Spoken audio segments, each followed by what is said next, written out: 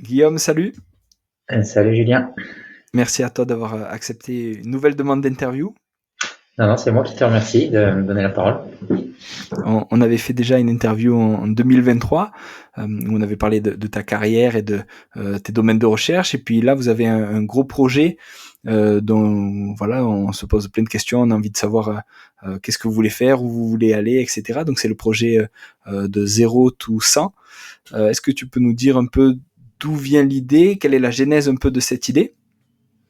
Oui, donc c'est bien 0 tout 100 avec un mélange de français et d'anglais assumé. Ouais. Euh, alors, la genèse de ce projet, c'est assez amusant en réalité. C'est il y a quelques temps une doctorante de Marseille qui m'a dit oh, j'aimerais bien venir travailler avec vous après mon doctorat à Saint-Étienne, etc. Mm. Je passe une course à pied. Et je lui ai dit, bah bon, c'est super, c'est sympa, mais du coup, c'est compliqué en France d'avoir des Mm. financements de postdoctorat, Mm. en particulier pour des étudiants français. Donc, on a des fonds européens quand on veut faire venir des étrangers. Enfin, c'est très compétitif, mais c'est possible. Pour les Français, c'est plus compliqué. Donc, je me suis dit, qu'est-ce qu'on peut faire? Essayons de trouver un projet un petit peu original qui pourrait séduire des financements privés et Mm. attirer des financements privés et peut-être financer grâce à ça. Et donc, dans ma tête, c'était un projet un peu classique. Et puis donc j'ai réfléchi à un projet de fil en aiguille. Je suis arrivé sur ce projet 0 to 100 dont on va parler dans ce podcast. Mm. Le projet est donc le suivant. 0 to 100, ça veut dire quoi? 0, c'est 0 à 100 km. Donc bien sûr avec la référence de 0 à 100 km heure d'une voiture. Mais là, 0 à 100 km, c'est comment on peut passer en 18 mois de 0 km, c'est-à-dire d'un état de sédentaire absolu, Mm. à 100 km, en l'occurrence les 100 km de la CCC. Donc, en fait, c'est 100 km plus le dénivelé. Donc, en kilomètre effort, c'est même plus. Et, voilà, donc l'idée, c'est ça. On prend des gens complètement sédentaires, des hommes et des femmes, on va y revenir. C'est Mm. très important pour moi. On les prépare individuellement en essayant de faire notamment ce que tu connais bien, la prévention des blessures, etc. Pour voilà, avec la progressivité, mais on n'a quand même que 18 mois et on fait Mm. le pari qu'en 18 mois, on sera capable d'amener la majorité d'entre eux à terminer les 100 km de la CCC. Et donc l'objectif, c'est de commencer début 2026 en mars et de leur faire terminer donc la CCC 2027. Ok, wow. C'est impressionnant. Et justement, avec cette doctorante, etc., tu nous parles de sédentarité. C'est quoi la sédentarité? Comment vous avez dit ces gens-là sont sédentaires? Tu vois, entre zéro, c'est quoi zéro au final? Tu vois, est-ce que c'est vraiment ils font aucun sport et ils ont une hygiène de vie entre guillemets où ils font pas attention et tout ça? Ou est-ce que c'est des gens qui ont un passé de sportifs qui le sont plus parce que les conditions, l'environnement ont fait qu'ils ont dû arrêter? Tu vois? Ou est-ce que c'est un mix de ça et que à ce moment-là ils sont entre guillemets à zéro activité physique? Ouais. Alors, c'est pas que évidemment cette postdoctorante. Du coup, j'ai embarqué avec moi. On va en reparler parce que le projet plaît énormément, que ce soit Ouais. à mes collègues qui sont toujours prêts à me suivre dans mes folies. Hein, c'est pas la première fois. J'avais embarqué, par exemple, dans un 24 heures. On en avait parlé, je crois, l'autre fois, dans un 24 heures sur tapis roulant où on avait fait venir des gens pour 24 heures sur tapis roulant. Mais là, c'est encore plus fou, je pense, ou encore plus con, on peut dire aussi. Hein, peut-être. Moi, je pense Si pas tu que le ça soit dis. con, mais pour certains, ça peut l'apparaître comme tel. Moi, je crois que ça l'est pas du tout, mais bon, j'accepterai la remarque. Donc, on est très nombreux autour de ça, que ce soit les collègues scientifiques, les médecins, une Mm. équipe de com, ça déborde même le laboratoire de Saint-Étienne. On a des personnes de l'IAE de Saint-Étienne, par exemple, qui nous suivent pour la communication. Enfin voilà, c'est un projet qui est assez, comment dirais-je, fédérateur. Mm. Bref, pour répondre à ta question, 0, c'est sédentaire. Alors, sédentaire, c'est déjà la sédentarité. Si on veut reprendre la définition propre de la sédentarité, c'est les gens qui passent beaucoup de temps assis. Donc, typiquement, des gens qui travaillent dans le tertiaire. D'accord? Mais on peut être sédentaire et actif. C'est mon cas, par exemple. Je passe beaucoup de temps assis, mais je suis quand même assez Ouais. actif, assez sportif. Là, en réalité, on a dit sédentaire parce que c'est dans le sens commun du terme, mais en réalité, ce sont des gens qui sont plutôt inactifs. Mais on veut compliquer les choses, c'est-à-dire qu'on va essayer de trouver des gens qui sont à la fois inactifs, c'est-à-dire qui font pas de sport, et qui sont en plus sédentaires, puisque ce serait un Mm. petit peu triché que de prendre des gens, par exemple, qui sont, je sais pas, des bûcherons, qui sont quand même très actifs et très costauds. Etc. Donc non, on Mm. veut des gens qui sont vraiment à la fois sédentaires et inactifs. Alors, on peut évidemment pas trouver, c'est impossible de trouver des gens qui sont sédentaire et inactif depuis toujours. On a tous fait du Mmh. sport à l'école ou à la fac, etc. Donc, c'est plutôt des gens qui le sont depuis qu'ils sont rentrés dans leur vie active. Mmh. Les critères, c'est de ne pas faire d'activité physique, pas seulement du sport. Évidemment, quelqu'un qui irait courir même une fois par semaine régulièrement serait hors jeu par définition, mais même Mmh. quelqu'un qui irait marcher de façon un peu active, c'est-à-dire qui ferait de l'activité physique, mais même pas du sport, mais qui ferait des randonnées souvent, etc. Celui-là, Ouais. il serait ou celle-là, elle serait hors jeu. Ce sont vraiment des Waouh! gens qui sont euh, ouais, vraiment sédentaires.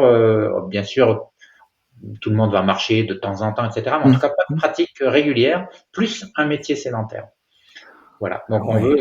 pourquoi on fait ça? Parce qu'on veut montrer que la nature de l'homme, enfin de l'être humain, de l'homme et de la femme, c'est surtout pas d'être comme ça, et que quand on est, parce qu'au final c'est ça, bien sûr, il y a une finalité derrière tout ça, c'est pas simplement le pari de dire on va vous montrer que c'est sympa, c'est fun, Mmh. etc. Bien sûr qu'il y a quand même derrière une idée et un projet scientifique, c'est de Mmh. dire que la nature de l'être humain, c'est absolument pas d'être comme ça sédentaire, même si beaucoup de gens, il y a plus de la moitié des Français, on le sait, qui sont Mmh. soit complètement inactifs, soit insuffisamment actifs, c'est-à-dire qui respectent pas les recommandations de l'OMS, mais nous, on va L'OMS. prendre des gens qui sont complètement inactifs. Si on est comme ça, on est forcément en mauvaise santé. Alors, quand on est jeune, ça peut ne pas se voir tout de suite, mais à Mmh. terme, on est forcément, on va directement dans le mur et on a forcément des problèmes de santé qui s'annoncent plus ou moins tôt. Mais voilà, les données épidémiologiques montrent que les personnes deviennent de plus en plus malades, que ce soit les maladies cardiovasculaires, le diabète, etc., de plus en plus tôt par rapport à nos parents et nos grands-parents qui, Mmh. eux, étaient beaucoup plus actifs que nous. Donc, la nature de l'être humain, c'est pas du tout ça, c'est d'être actif.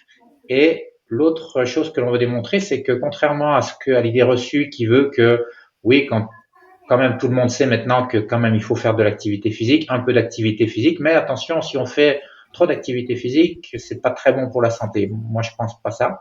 Je pense qu'effectivement, si on fait vraiment beaucoup, c'est-à-dire si on fait 25 heures par semaine Mmh. d'entraînement tout le temps, oui, peut-être qu'on a peut-être une petite perte de santé, mais il faut vraiment être dans ces extrêmes-là et que Mmh. globalement, pour 95, pour pas dire 98 ou 99% des gens, faire plus d'activité physique égale être en meilleure santé. Mmh.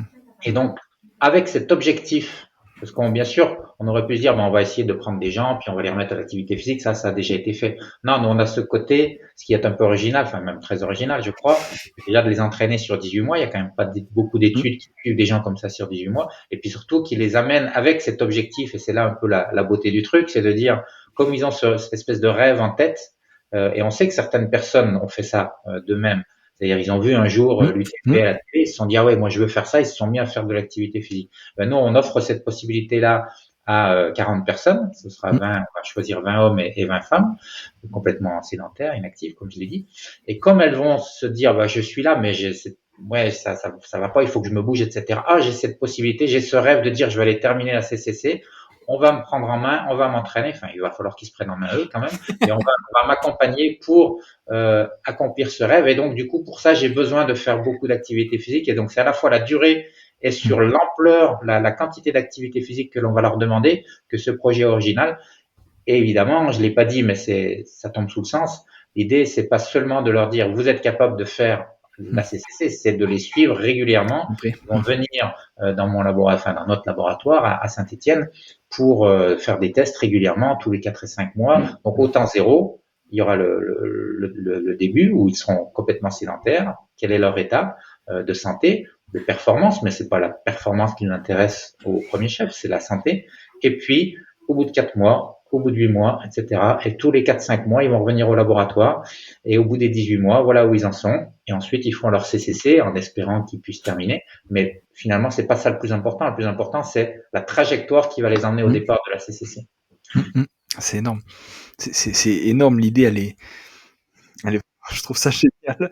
Et donc on a parlé justement de sédentarité, on a parlé un peu du coût de la sédentarité pour les gens qui sont sédentaires.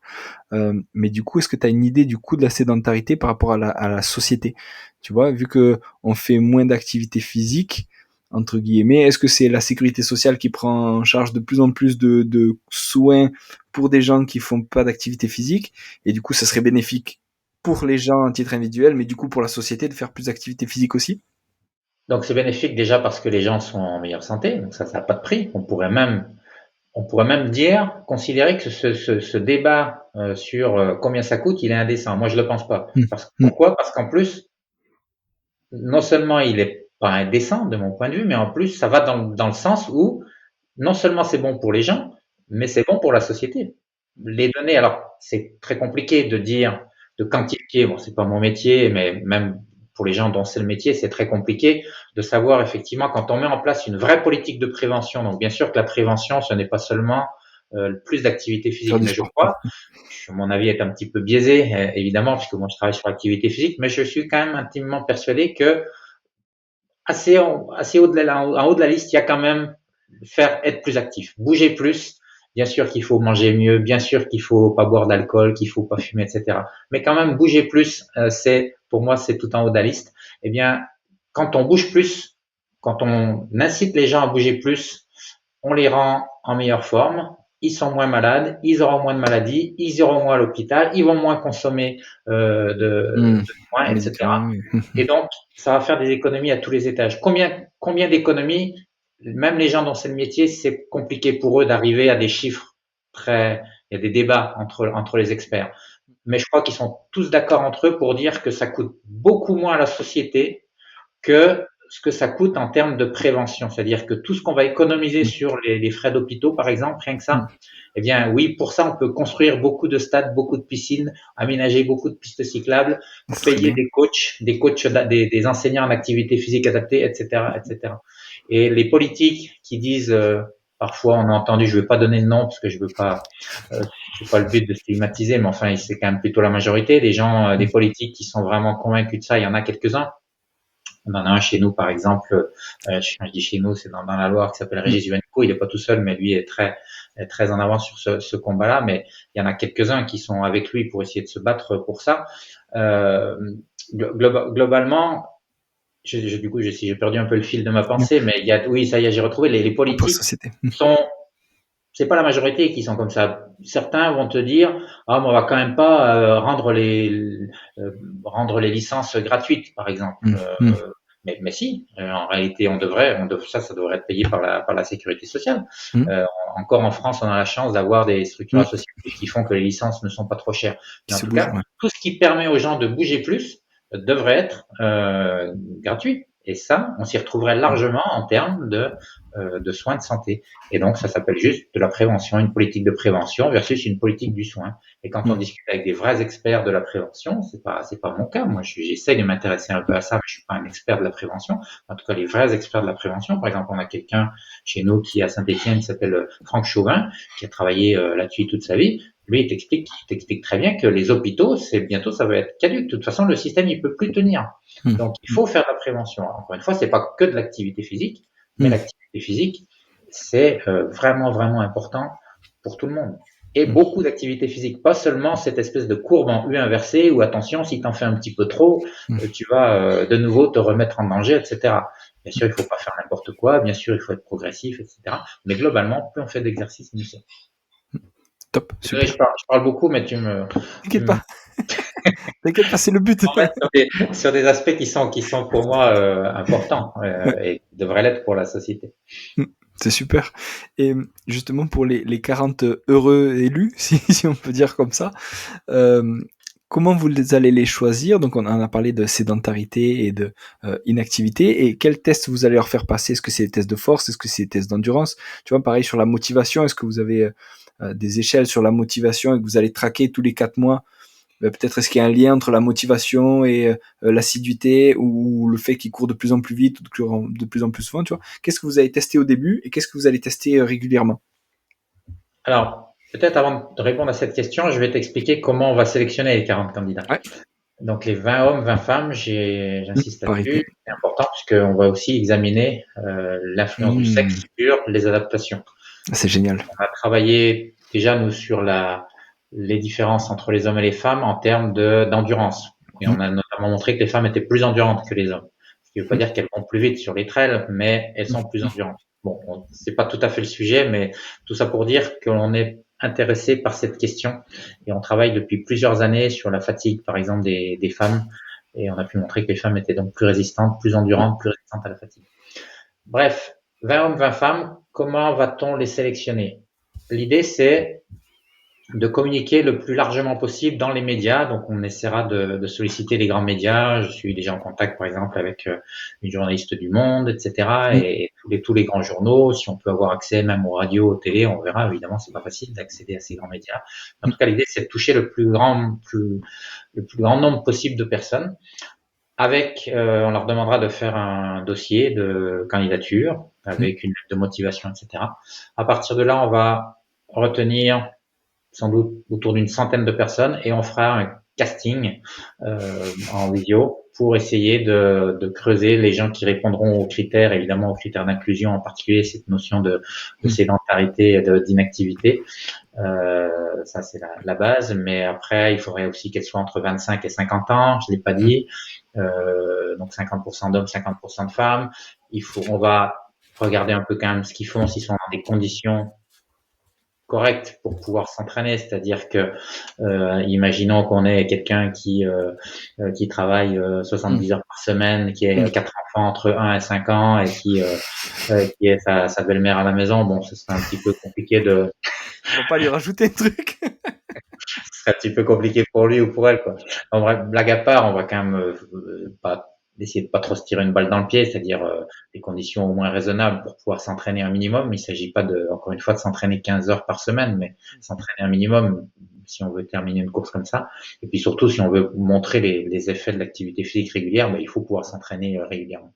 Bref, une fois qu'on aura déterminé ces 40 candidats, eh bien, on va les faire venir, comme je l'ai dit, donc en février 2026 à Saint-Étienne. Ils vont commencer par, bien sûr, une visite d'inclusion avec un médecin, etc., pour vérifier qu'ils sont aptes.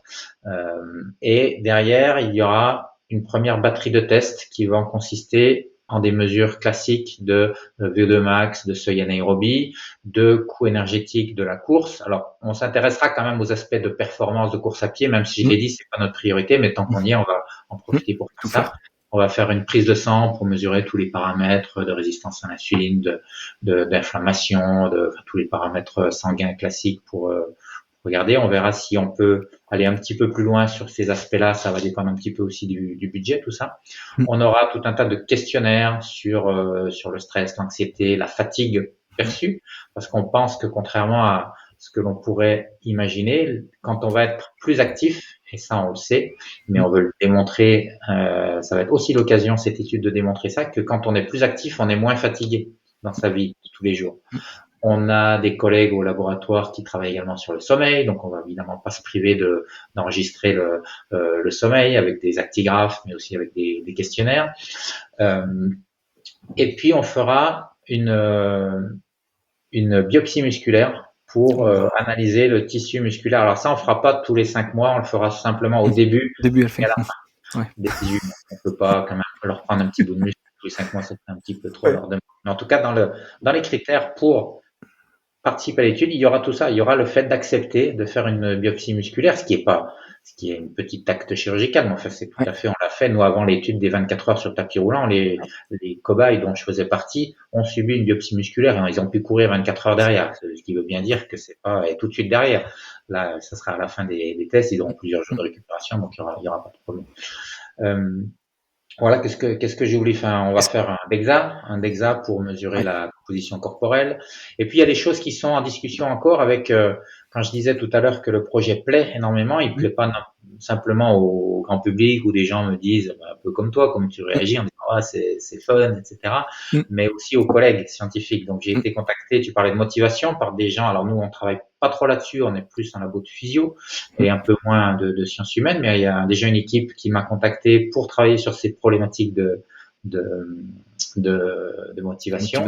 Des cardiologues, plusieurs cardiologues qui m'ont contacté en disant est-ce qu'on pourrait pas en profiter pour regarder l'évolution du myocarde, le remodelage cardiaque, etc. Donc il y a peut-être des choses qui vont se greffer puisqu'on a encore un an presque devant nous. Mais voilà, à la base, ça va être un petit peu ça. Et ensuite, ils vont revenir et ils feront systématiquement exactement les mêmes tests jusqu'à la fin des 18 mois. Et à la fin des 18 mois, il y aura donc cette deuxième biopsie musculaire. En plus de ça, on essaiera de les suivre également sur le terrain. On verra si on peut mettre en place aussi des mesures de terrain. Il y aura des mesures régulièrement chez eux qui feront à domicile des questionnaires de fatigue, etc., qui sont aussi distribués, qui devront faire. On n'a pas le détail exactement encore décidé si c'était toutes les semaines, tous les 15 jours, etc. Mais enfin régulièrement, il y aura aussi des mesures pour les suivre au quotidien. Et puis voilà, donc les mesures, ça va être tout ça vraiment sur toutes les coutures et plutôt dans le domaine de la santé d'ailleurs que dans le domaine de la performance, comme je l'ai dit. Et puis, ce que j'ai pas dit encore, c'est qu'on a ces gens-là, ils vont s'entraîner évidemment, ça je l'ai dit, mais ils vont s'entraîner sous la direction d'un coach. Et donc chaque personne participant de l'étude aura un coach dédié et les coachs seront fournis par École de Trail, qui est une structure peut-être tu connais. Mmh. Euh, et je salue l'ami Seb Cornette Mmh. qui est un des fondateurs de d'école de trail et qui va nous permettre de superviser chaque participant avec un coach et un programme qui sera réfléchi par Sébastien. J'essaierai de m'emmener, enfin j'aimerais m'emmener, enfin je vais m'emmener un petit peu aussi et d'autres. Voilà, ce sera une décision un petit peu collégiale de comment on fait, mais ils ont un coach individuel qui leur sera attribué à distance, évidemment, hein, parce qu'on aura l'idée, c'est d'avoir quand même des gens. Mmh. On ne pourra pas avoir que des gens à Saint-Étienne ou même en région Aura, il y a peu de chance, donc ce Ouais. sera plutôt national. Et voilà. Et puis derrière, on va espérer le meilleur. Bien sûr Ouais. que ça reste un pari. Moi, je crois que ça va fonctionner, mais je peux me tromper complètement. Si ça se trouve, plutôt que les 80% qui Bon, vont ouais. se présenter au départ et qui vont terminer la CCC, peut-être qu'on sera à 20, j'en sais rien, j'espère pas, mais évidemment c'est un pari, c'est une étude, on n'est jamais sûr de réussir, on ne sait pas ce qu'on va trouver, mais voilà. Et j'ai une question justement aussi par rapport à tous ces tests. Est-ce que vous avez prévu de faire, tu vois, un IRM? Alors je pensais peut-être à des radios, mais si tu fais des radios toutes les 4 mois en termes d'irradiation, c'est peut-être pas ouf. Mais pour voir l'état aussi du cartilage au niveau du genou, des choses comme ça, et de voir comment ça évolue avec l'entraînement chez des gens qui n'ont pas eu l'habitude ou qui ont plus l'habitude entre guillemets de stresser cette structure. Ça fait partie des choses que j'avais pas forcément prévues au départ et qui sont en discussion, Ok, effectivement, ça avec serait énorme ça aussi. des radiologistes de Saint-Étienne et d'autres.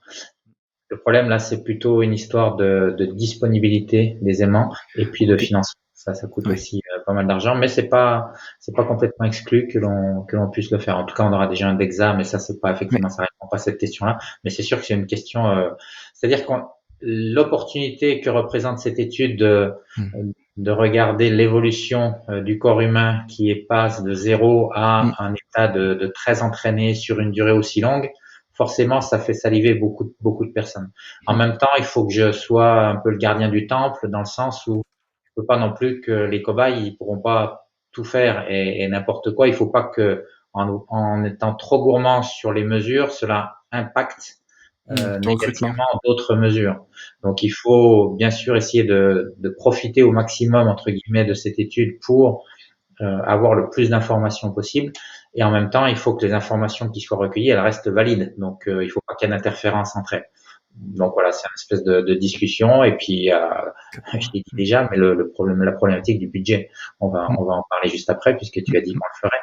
Mais évidemment, moi, mon intérêt, au-delà de parler du projet, ce projet que je trouve enthousiasmant, c'est aussi de communiquer pour essayer de trouver de l'argent, puisque sans argent, pas de recherche. Et donc, si je trouve beaucoup d'argent, il y a peut-être des choses comme ça, des Mm. IRM, Qui que pourrait l'on se faire. pourra faire et qu'on ne pourra pas faire. Ça ne veut pas dire qu'on ne fera pas le projet, mais on ne pourra pas les faire si on a moins de financement. Donc, Mm. voilà, cette partie financière, un petit peu terre à terre, elle va être déterminante malgré tout. Mm. Mm. Et justement, du coup, pour mener à bien ce projet, vous avez besoin de quoi? Est-ce que nous, à titre individuel, on peut aider, tu vois, en communiquant ou quoi? Et sinon, est-ce que les entreprises, tu vois, je pense à plein d'entreprises différentes, on va pas les citer ici, mais qu'est-ce que vous cherchez? Est-ce que c'est des pouvoirs publics? Est-ce que c'est des entreprises privées? Est-ce que c'est des particuliers qui peuvent aider? Qui peut aider et comment? Alors, déjà, tout le monde peut aider en nous suivant sur les réseaux sociaux. Mm. Donc, on a des réseaux sociaux, Zéro tout 100, projet Zéro tout 100 sur LinkedIn, sur Instagram, Facebook. On va lancer, alors ça existe déjà. On va lancer prochainement TikTok et d'autres réseaux sociaux. Donc, j'ai une équipe de com qui travaille, j'ai une alternante en com qui s'appelle Oksana, qui travaille avec moi au quotidien, avec nous, hein, puisque c'est vraiment un travail équipe, hein, c'est moi qui pilote le truc, mais c'est vraiment un travail d'équipe. On est plusieurs à travailler sur ce projet-là. Je parle maintenant en amont. Je l'ai dit déjà, des gens de Saint-Étienne, et puis même des gens qui sont greffés au projet, qui se sont qui ont été quelque part fascinés par ce projet, qui offre de leur temps et de leurs compétences. Quelqu'un qui s'appelle Antoine, par exemple. Il y a le documentariste Philippe Allante qui s'est aussi qui est venu assez frais à Saint-Étienne pour tourner le teaser que l'on peut retrouver sur le site internet 0toussant.fr, parce que il a bien sûr l'idée de faire lui le documentaire derrière, mais en tout cas il croit au projet. Il a pas dit moi je veux bien venir, vous me payez mon voyage et puis je vous fais le. Non, il est venu assez frais, en espérant bien sûr derrière participer à l'aventure. Et voilà, j'espère qu'on va y arriver, parce que l'idée évidemment c'est de profiter de cette j'aime pas le terme profiter, je sais pas pourquoi j'utilise ce mot-là, mais surfer sur la vague. On a l'opportunité avec ce projet de faire un super documentaire qui soit d'ailleurs du domaine scientifique. Ça reste un projet scientifique au départ, mais aussi l'occasion incroyable de raconter une histoire humaine de personnes qui vont se transformer, on l'espère, dans le bon sens du terme, bien sûr, mais aussi peut-être certaines qui vont échouer. Donc voilà, il y aura vraiment des belles histoires à raconter, et puis des histoires de trail, des belles images en montagne, etc. D'aventure. Voilà, on va les regrouper, je l'ai pas dit, j'ai oublié, aussi sur des week-ends chocs, des week-ends d'entraînement, et donc il y aura aussi des choses à tourner à ce moment-là. Donc bref, on espère un super documentaire. Donc là, Philippe est en train de chercher un diffuseur activement. Et voilà, donc tout ça, c'est le chantier actuel. Donc bref, pour répondre à ta question et revenir à comment on peut aider, nous suivre effectivement sur les réseaux sociaux. Communiquer, forwarder, retweeter, enfin on n'est pas sur X d'ailleurs, mais enfin vous avez compris, repartager nos contenus, que ce soit du contenu écrit. On est en train de travailler sur des vidéos, etc. On va demander des témoignages à des athlètes, à des médecins, à des différentes personnes. Donc ça va arriver là dans les jours qui viennent. Et puis après, bien sûr, ce dont on a besoin avant tout, c'est de l'argent. Alors pour l'instant, on n'a pas encore lancé un crowdfunding. On y pense. Peut-être qu'à terme, si on est un petit peu dans les cordes et qu'on a besoin de compléter, il nous manque 50 000 euros, peut-être qu'on lancera ça. Mais au jour d'aujourd'hui, les particuliers qui sont pas à la tête d'une entreprise ne peuvent pas participer financièrement. Peut-être que ça viendra.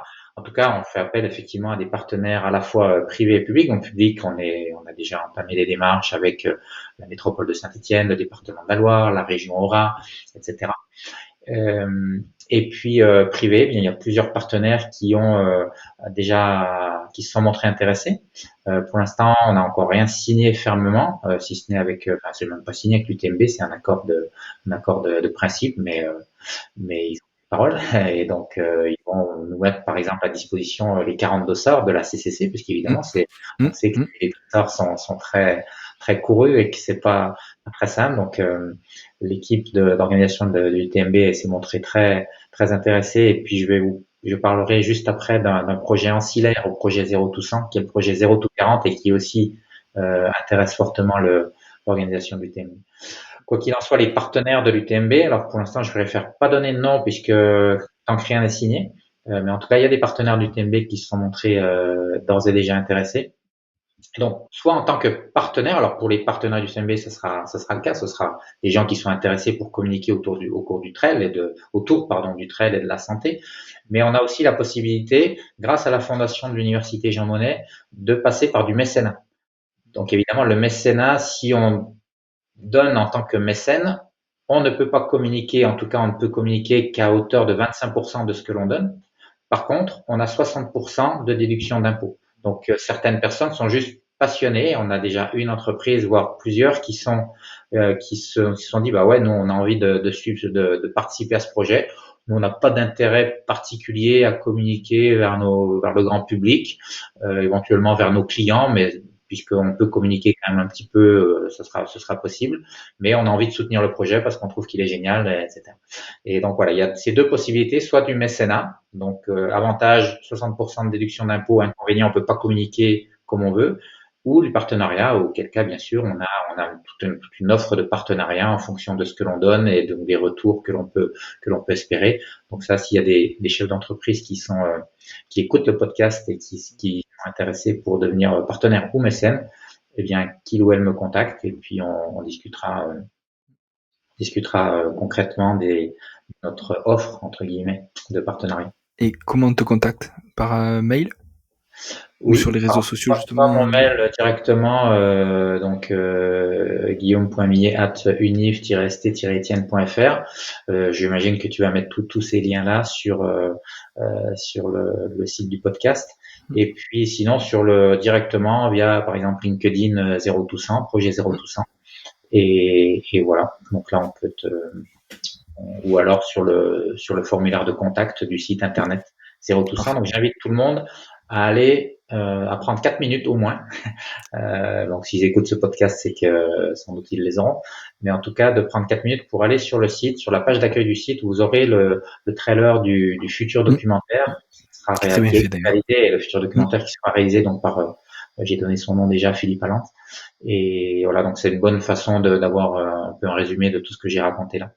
Et j'espère aussi de donner envie aux futurs partenaires de soutenir, parce qu'on a vraiment, alors moi c'est pas mon métier, je le fais, alors j'y prends un peu de plaisir maintenant, je suis pas forcément un très grand communicant, enfin si, j'aime bien parler de science, etc. Mais là on parle de réseaux sociaux, des choses comme ça, donc ça j'ai un petit peu plus de mal au départ, mais je force un petit peu ma nature et finalement, on peut y trouver du plaisir également à faire ça quand on est bien entouré avec des gens dans ce métier. Et voilà, on essaye de montrer qu'on va essayer d'être professionnel jusqu'au bout et que j'espère qu'à travers le trailer, à travers les contenus que l'on poste déjà et que l'on va poster, ça donnera confiance aux partenaires et que les gens seront prêts à investir dans cette aventure qui est à la fois scientifique et humaine. Top, top. Guillaume, j'ai encore 2 questions. Il faut qu'on parle du Alors, projet 0-40. ouais, voilà, j'allais te dire, il faut pas qu'on oublie de parler de Auto-40. Vas-y. C'est quoi alors ça? Je sais pas si ça faisait partie de tes deux questions. Si, Donc, non, non, t'inquiète. ouais. Alors j'enchaîne là-dessus. C'est un projet ancillaire, comme je l'ai dit, au projet Zéro Toussaint. Donc Zéro tout 40, c'est partir de zéro, donc de sédentaire, et préparer la MCC, 40 km. Alors pourquoi seulement entre guillemets MCC? Parce que ce projet ancillaire, il s'adresse à des personnes qui souffrent de maladies chroniques ou d'un handicap. Et donc l'idée, c'est, on peut pas demander non plus l'impossible. Typiquement, un exemple, mais ça peut être d'autres pathologies. Ça peut être des gens qui sortent à peine d'un cancer. Ça peut être des gens qui ont une sclérose en plaques, qui ont, voilà, on n'a pas encore décidé. C'est-à-dire que c'est pas qu'on n'a pas décidé, c'est que c'est pas limité. On verra un petit peu à l'image de la team adaptive de l'UTMB qui, je sais pas si tu connais, c'est différents. C'est une équipe qui regroupe plusieurs personnes avec des handicaps, différents handicaps, et qui s'inscrivent sur différentes courses de l'UTMB, la MCC, l'OCC. Là, il va y avoir un des coureurs amputés, Julien Vesser, pour pas le nommer, qui va tenter de faire la CCC en étant amputé tibial. Donc voilà. Et donc tous ces gens avec différents handicaps, nous, ça sera un peu le cas aussi, c'est-à-dire qu'on va accueillir, en tout cas, écouter différentes des personnes qui seraient motivées pour rentrer dans le programme avec l'objectif de préparer quand même plutôt la MCC, donc d'où le nom 0 to 40 km, et avec la même idée de les suivre. Donc des gens qui sont à la fois sédentaires, il faut pas que ce soit aussi, ça c'est la règle, elle est vraie. C'est-à-dire qu'il faut pas que ce soit des gens qui aient déjà par exemple une lame de course et qui s'entraînent régulièrement. Ça, ils peuvent déjà faire partie de la team adaptive. C'est pas le but, c'est que c'est à la fois sédentaire et aussi avec ce handicap. Typiquement, moi, mon rêve, ce serait de dire, enfin mon rêve, je m'entends évidemment, je ne souhaite à personne d'être amputé tibial, mais imaginons quelqu'un qui reçoit une lame de course pour la première fois et qui s'inscrit qui souhaite participer à l'étude, et donc on le teste, il découvre sa lame. Et puis on l'entraîne, on l'accompagne comme les coureurs valides, on l'accompagne sur ces 18 mois et on espère et on regarde à la fois d'un point de vue pour le coup comment il se met à courir et comment il améliore sa technique de course, etc. On est en train de faire une étude actuellement sur des coureurs amputés, mais pour le coup qui courent régulièrement. Là, c'est de dire, il découvre la lame et en même temps, bien sûr, comme les coureurs valides, comment d'un point de vue de la santé, Mmh. Il n'y a pas de raison que ça, il n'y a Mmh aucune mh. raison, hein, d'ailleurs il n'y en aura pas, qu'ils aient pas évidemment les mêmes adaptations d'un point de vue de la santé que les coureurs valides. Et voilà, donc après, ça peut être un petit peu différent quand même en fonction des pathologies, puisqu'on ne parle pas Mmh. seulement de Mmh. handicap, ça peut être des personnes qui sont aussi malades, donc j'ai donné Maladie quelques chronique. exemples, Mmh. et ça peut être des maladies, des myopathies, des choses comme ça. Donc évidemment, ça peut pas être des handicaps trop sévères, mais en tout cas, on étudiera toutes les candidatures de personnes qui souhaiteraient, et donc ça me donnerait un message. J'espère qu'on va y arriver. On tient aussi beaucoup à cette partie de l'étude. Ça donnerait un message aussi super fort Espoir. Mmh. Mmh. à la Mmh. fois d'inclusivité et puis de montrer les effets potentiels du sport. Et il n'y a pas de raison que les personnes handicapées n'aient pas accès. Et là encore, on revient à ces histoires de financement parce que une lame de course, par exemple, qui coûte, Mmh. Mmh. Ça enfin, coûte il y a une des blinde. Mmh. entreprises comme par exemple Hopper qui essayent de diminuer le coût des lames de course, mais les aides sont pas très faciles à avoir. Et là encore, pour moi, c'est pas normal parce que les personnes qui sont amputées, qui ont accès à une lame de course, c'est clairement des gens qui vont coûter aussi beaucoup moins cher après Mmh. en termes de soins Mmh. euh, Mmh. plus tard. Et donc, les quelques milliers d'euros que coûte cette lame Mmh. de course, si la Sécu payait pour ça, je suis Mmh. certain que la Sécu s'y retrouverait À x5 fond. ou x10, Mmh. et Mmh. même Mmh. assez rapidement, si tu veux mon avis. Mais Mmh. donc voilà, l'étude, j'espère, pourra participer aussi à ce message et en montrant réellement les effets concrètement sur la santé de ces athlètes-là. J'ai pris l'exemple des coureurs amputés parce qu'on a une étude Mmh. actuellement sur le sujet au labo, mais ça se limite pas évidemment à ce handicap. Top. Guillaume, 2 dernières questions. Une première question, c'est est-ce que après ces 18 mois et après cet objectif des 100 kilomètres qui réussissent ou qu'ils échouent entre guillemets, est-ce que vous avez un suivi peut-être, tu vois, 1 an après ou 5 ans plus tard pour voir est-ce qu'ils ont continué à se remettre à une activité physique régulière? Est-ce qu'ils ont tenu? Ou est-ce que vous, j'allais dire vous les lâchez dans la nature, peut-être pas, mais est-ce que vous avez prévu quelque chose de régulier après ou c'est pas encore formalisé? On aimerait beaucoup le faire, on y a pensé, tu imagines bien. La difficulté, ça va être là encore une histoire de budget. Mmh. Donc, Mmh. imaginons que demain, je trouve un mécène qui me Mmh. donne 1 million d'euros.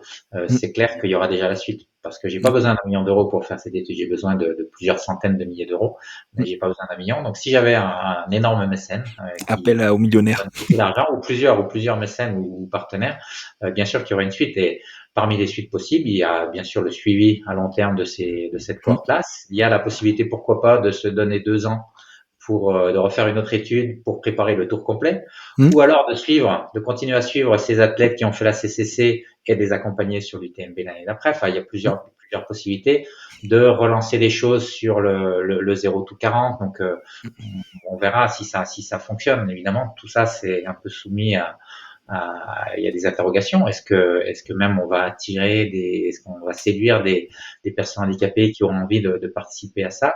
Les premiers retours que j'ai, enfin les premiers messages, alors que j'ai pas fait du tout encore d'appel à communication, puisque l'idée pour l'instant c'est de trouver des partenaires. Au jour d'aujourd'hui, on n'est pas sûr du tout de lancer l'étude. Hein.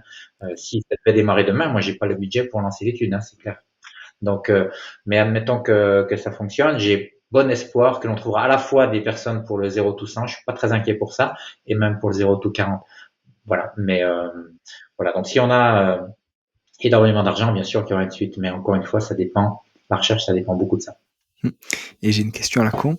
Je me disais, est-ce que tu ferais pas un 100 ou 0?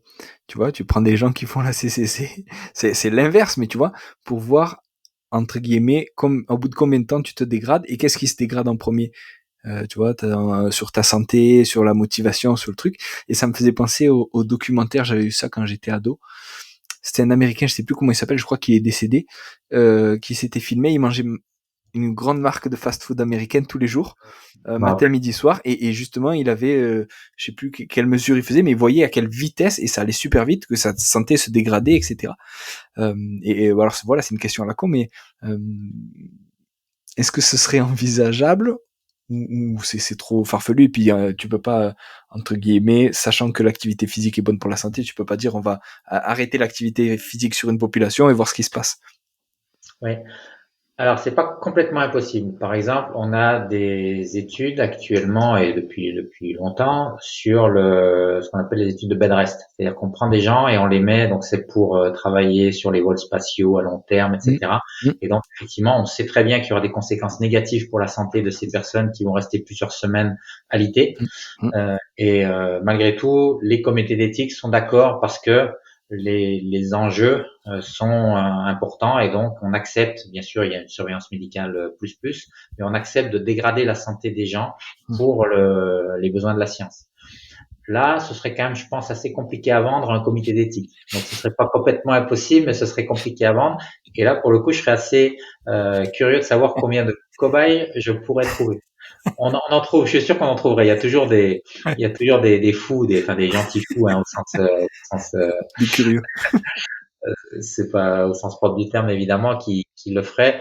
Bon, je pense à un collègue par exemple, je peux le citer, hein, je pense même qu'il sera content que je le cite, il s'appelle Romuald Lepers, qui est un triathlète qui a fait du triathlon toute sa vie, y compris des triathlons d'Ironman, etc., et qui est aussi physiologiste de l'exercice, et il l'a Mmh. fait sur lui, mais c'était une case study, c'est-à-dire qu'il s'est Mmh. arrêté Mmh. effectivement pendant Mmh. 3 mois, et il a fait 3 mois. notamment une biochimie musculaire, mais c'était un seul athlète, mais c'était Mmh. sympa, il a réussi à publier ses données, Mmh. etc. Donc ta question, elle est pas bête du tout. Mmh. Seulement, ce qu'il a fait, lui, il a décidé de le faire sur lui, pas de Mmh. souci.